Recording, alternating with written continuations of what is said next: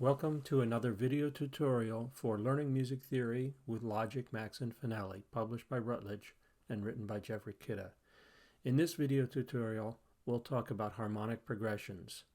We'll start by describing non-chord tones and how we can hear non-chord tones in some contexts of drone harmony. We'll talk about the three functions of harmony and harmonic cadences. We'll see how we can use Logic's chord trigger to create harmonic cadences, and we'll see how we can create a descending fifths harmonic progression in Finale. We'll talk about chord progressions and voice leading,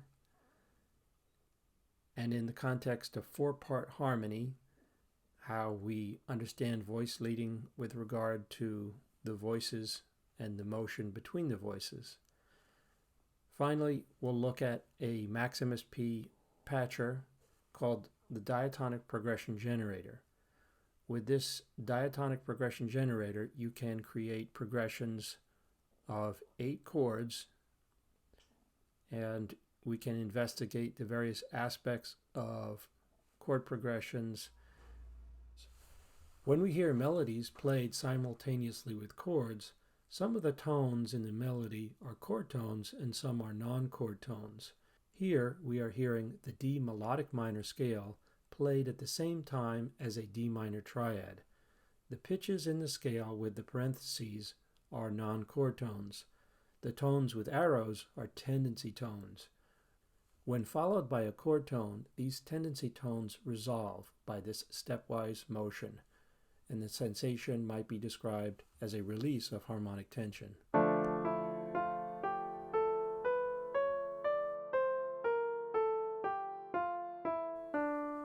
Non-chord tones in the chromatic scale.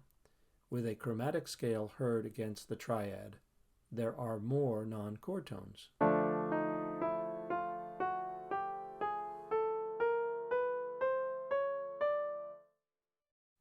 There are several non-chord tone types.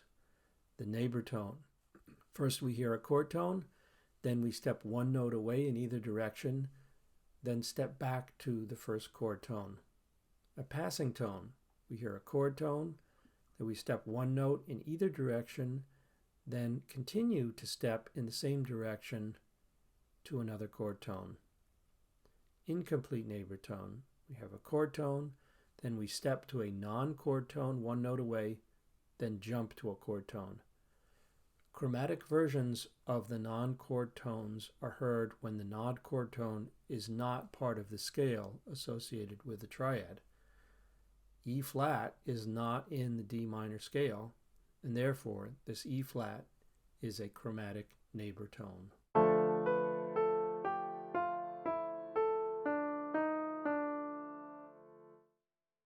Frere Jacques is often sung as a round without harmonic accompaniment.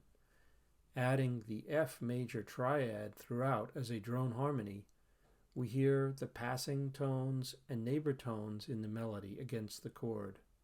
Notice that measures 5 and 6 each have 2 non-chord tones.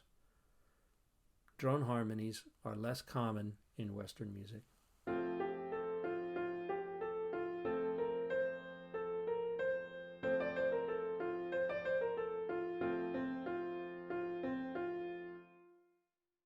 Often, music has 2 or more different chords, such as this arrangement of the folk song, Oats, Peas, Beans, and Barley Grow. Here, the piece is in C major. The C major chord is the tonic, and the G major chord is the dominant.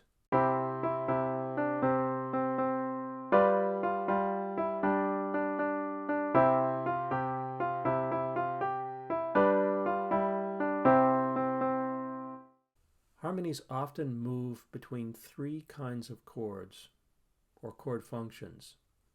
The tonic chord, the dominant preparation chords, sometimes called the subdominant chords, and the dominant chords.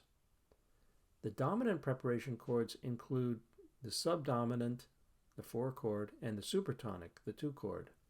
The dominant chords include the dominant chord, the 5 chord, and the leading tone chord. the 7 chord. We can notice that not included in this list are the mediant and the submediant. These generally can be included with the dominant preparation chords, but are sometimes having different kinds of functions. Harmonic cadences. A musical phrase is similar to a phrase or sentence in a language. It feels like a complete thought, even as it may exist in the context of many other phrases or sentences. The ending of a phrase is a cadence. The sensation of a phrase ending in a cadence is achieved with rhythm, melody, and harmony, and in various combinations of these. Harmonic cadences are often based on ordering certain diatonic chords. There are 5 common harmonic cadences: the perfect authentic cadence, the imperfect authentic cadence, the half cadence, the plagal cadence, and the deceptive cadence.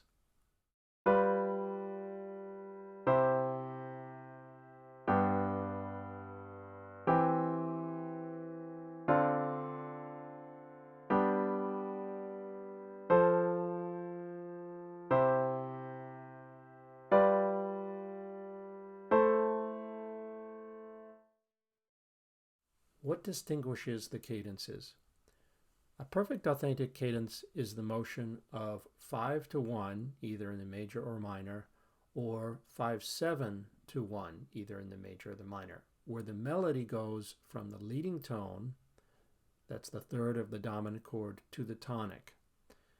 And the 5 and the 1 chords are in root position. Authentic cadences usually end a piece of music, or at least often end a piece of music. The 5-1 in either major or minor can also be an imperfect authentic cadence if it doesn't meet the criteria of the perfect authentic cadence.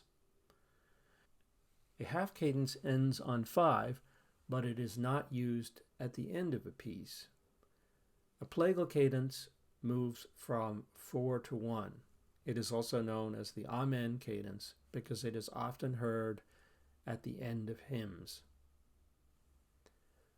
A deceptive cadence moves from the 5 to the 6 chord.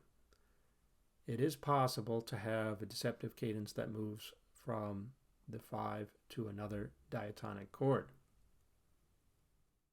We can create some of the cadences with Logic's chord trigger by setting it in the multi-parallel songwriter right-hand setting. When we play the notes in the top line, we generate the cadences as shown in the second track.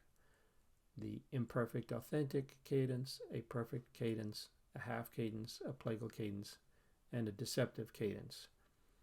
In order to make these cadences sound correct, we have to do some more editing.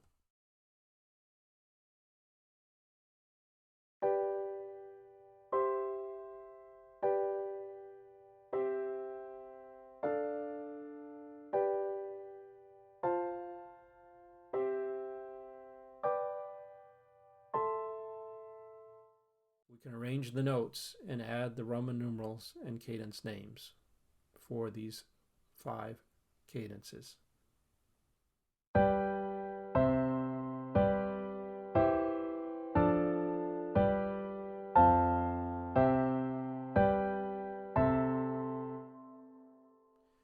Next, we'll create a descending fifths progression using all 7 chords in the diatonic collection in finale. The bass voice consists of descending fifths or ascending fourths. First, we'll create a C major triad in measure 1 as below, and copy it and paste it into measure 2. Use transposition to transpose the bass note down a fifth and to transpose the treble clef notes up a fourth. Keep the transposition method to diatonically throughout to keep the chords in the key of C major. Then select and copy measures 1 and 2 and paste them into measures 3 and 4. Transpose measures 3 and 4 down a second. Then select and copy measures 1 through 4 and paste them into measures 5 through 8. Copy measures 5 through 8 down a third. The result is an 8-measure harmonic progression in 3 parts with all the diatonic chords, which ends with an imperfect authentic cadence. The last note in the melody is not the tonic, which is why this is an imperfect and not perfect authentic cadence. Using the copy and paste and transposition functions in Finale, we're moving the measures forward, transposing them as we go.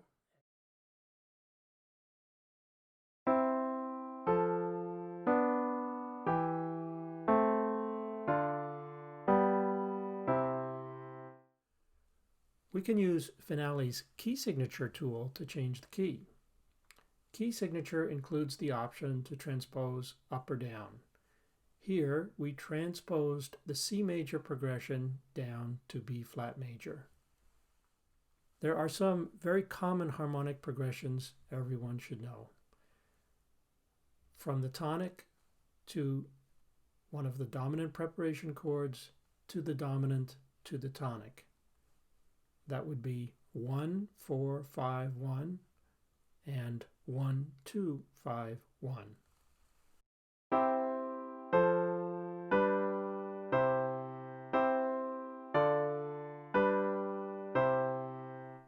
Chord progressions. The study of how chords follow one another to create harmonic progressions commonly uses 4-note chords.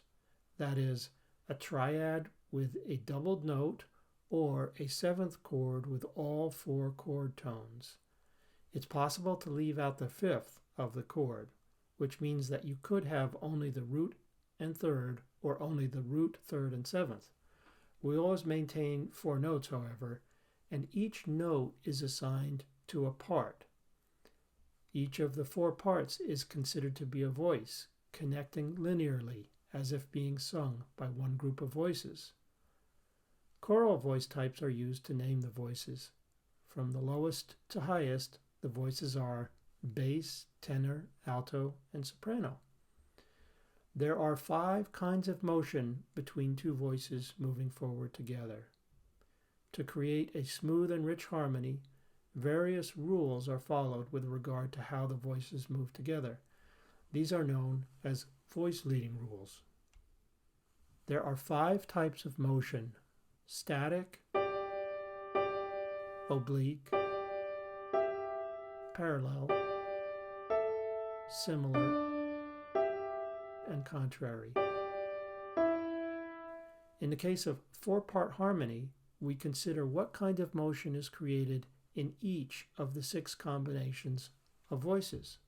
In the first measure, we have 2 4-part harmony chords, the tonic and dominant chords in C major, with the soprano and alto voices in the treble clef and the tenor and bass voices in the bass clef. Notice how the stems are in opposite directions. The 6 pairings of voices, soprano and alto, soprano and tenor, soprano and bass, alto and tenor, alto and bass, and tenor and bass, are all considered with regard to the type of motion created. In this case, we have contrary motion between the soprano and alto voices, soprano and tenor voices, alto and bass voices, and tenor and bass voices. We have similar motion between the soprano and bass voices and the alto and tenor voices. There are no cases of oblique, parallel, or static motion with these 2 chords. The diatonic progression generator allows us to create 8 chord progressions. It comes loaded with 2 progressions.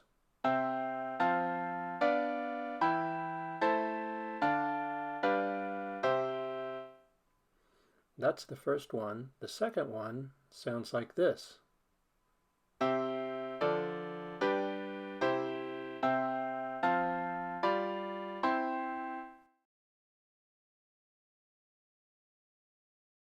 We can change the octave position of that progression.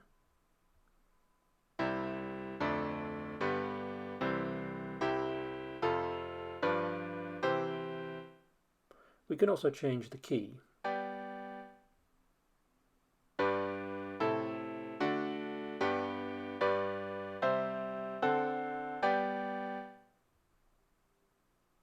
We can change the rhythms. So now we have eighth notes.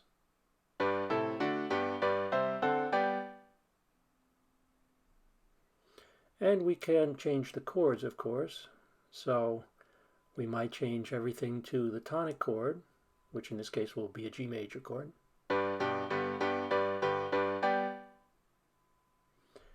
We have different ways to voice the chords, and now we'll hear all the same voicing. And then cycle through the first 8 voicings.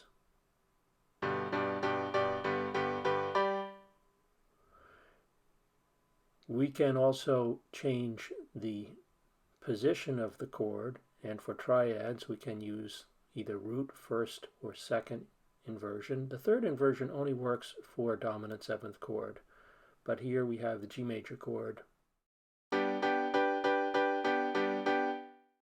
in root position, first inversion, and second inversion. In the next video tutorial, we'll discuss how we can use the diatonic progression generator to illustrate various voice leading and harmonic progression concepts. Thanks for watching.